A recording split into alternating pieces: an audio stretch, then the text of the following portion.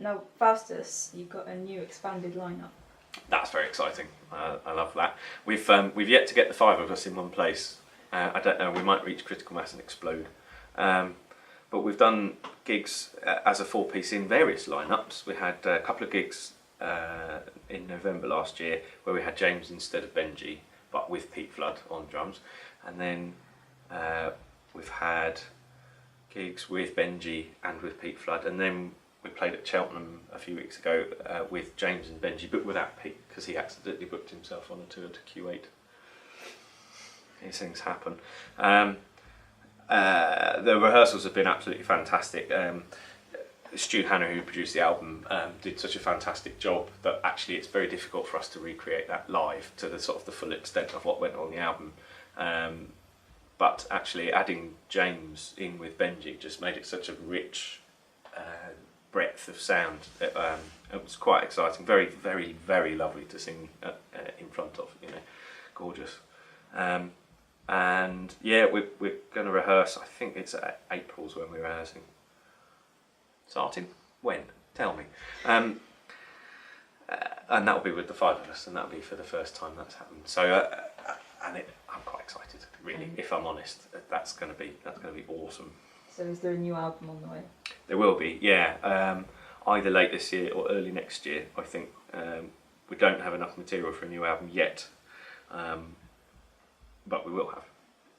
Yeah, definitely.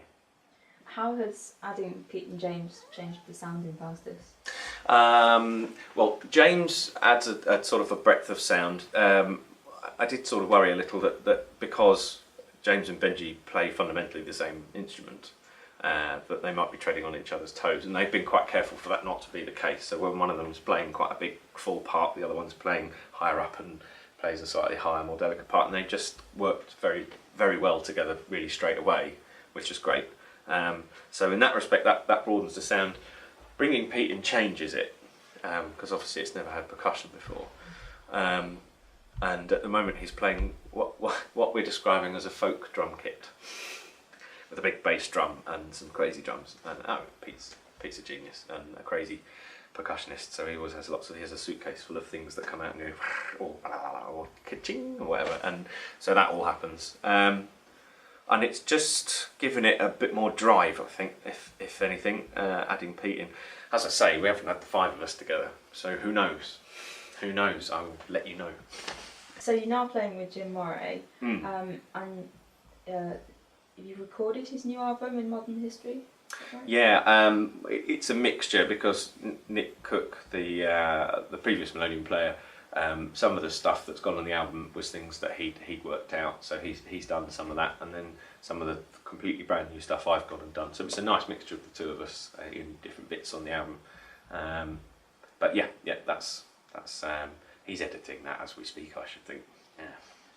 And Jim did give us a question for you over the internet. He said, "Ask Saul if he should go back to the beginning because he's been bad." Yeah. He came up to my place to record a few bits of melodeon for Jackie Oates' latest album, Hyperboreans. And we were halfway through a take, and I got it wrong. And I said, "Oh, well, we'll just go back a little bit and I'll drop in." And he pressed the wrong button, and the track went right back to the beginning, and I could hear it in my headphones. And I looked up to him, and for some reason assumed the voice of Jackie Oates and said, "Back to the beginning? Have I been bad?"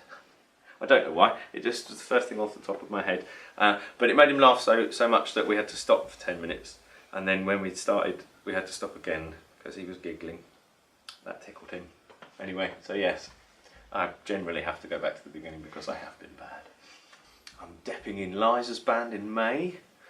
What else are we doing? Faustus and Mac and I and Jim Moray and the usual reprobates will be at various festivals.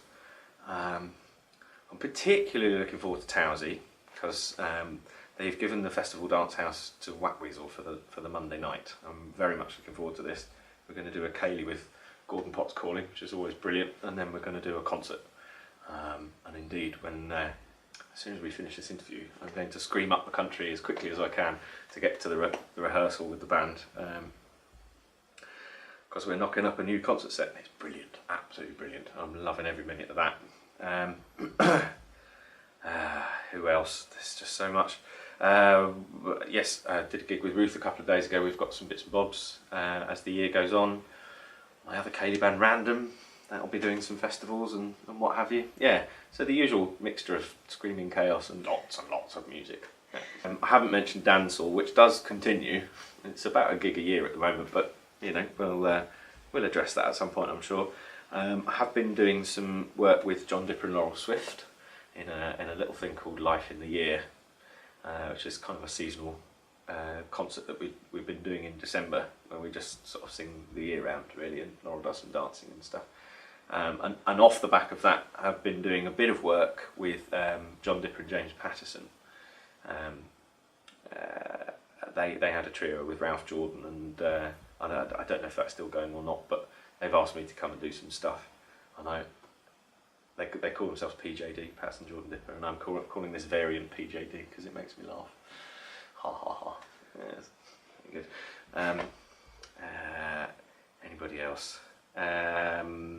Yeah, that's probably about it. I have resigned from Waltz and Carthy.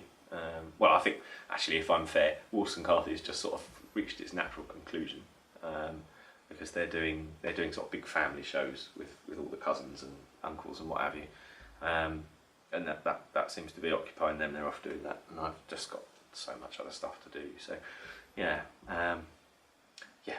as I think about it. With the amount of different projects you're involved in, you've got a vast library of tunes.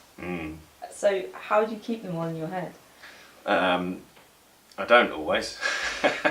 I have cheat sheets for various bands, Jim's being one of them because it's still quite new to me, where I just write out the chords and rely on that. I try and get away from them as quickly as I can because it's habit forming. It's a bad habit.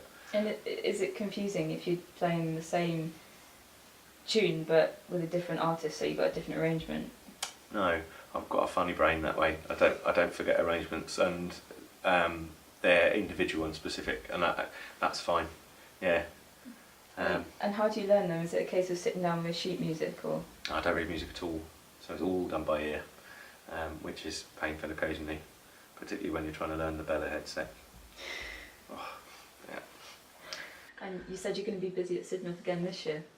Yeah, the artistic director is Joan Crump, and I ran into her at Cheltenham Festival, and she's asked me to do some silly things, like being a team captain in the folk quiz. I dread to think.